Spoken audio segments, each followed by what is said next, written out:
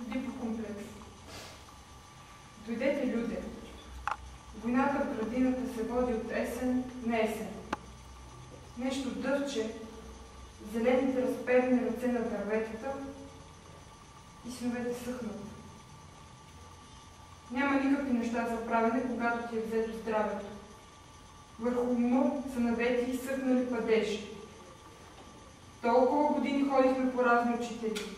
Все именителен, родителен и превод от славянски. Накрая разрязваш книгата, а вътре няма никакво спасение.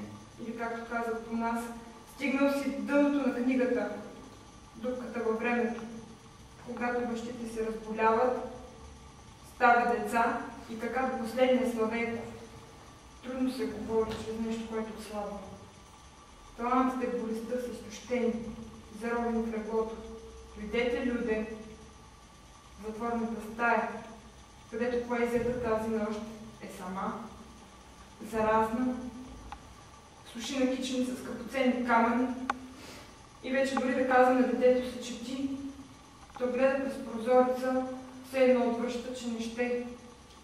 Дойдете, люде, това дете, собствения си баща, не ще да прочете.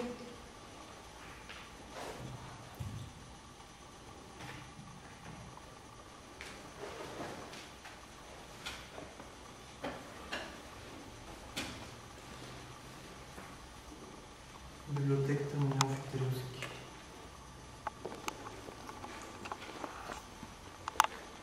Оставя в монастирско владение всичката му библиотека и да не смеят да я подгонят уния с големите глави и къмшиците. Гърбавите да ни посягат.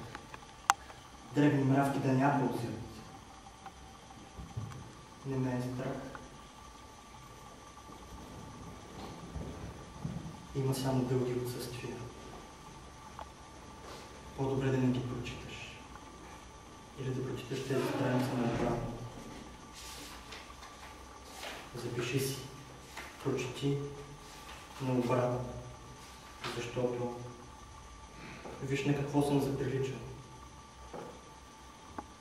Изтънял съм като ръба на хартия. Върху себе си вече мога да завърша завещание.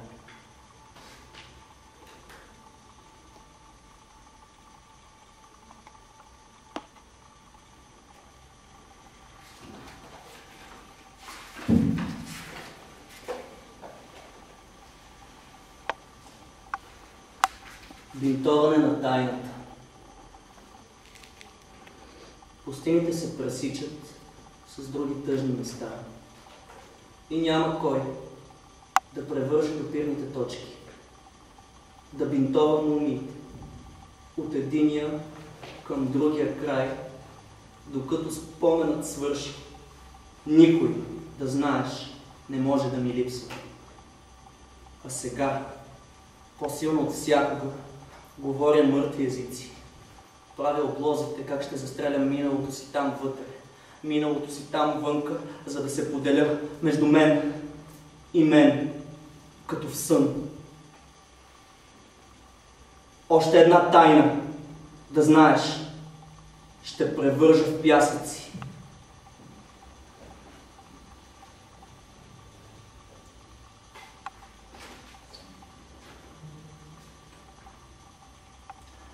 Много е гадно някой да ти намери дневника или пък писмата. После няма да може да спи и ще изпуши цяла кутия арта с филтър. Ей, тъй се потъва в земята.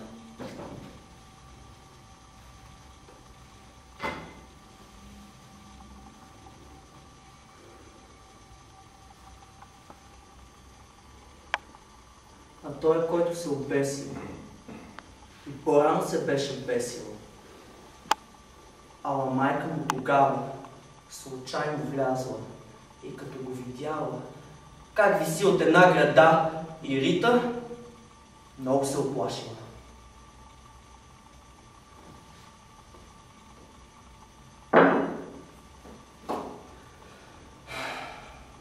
Към края в църквата нямаше село. Убиваха се колкото може повече хора. Вземаха се пари назаем и не се връщаха. Какво да ти кажа, кръстник? Липсва ми твоята поезия.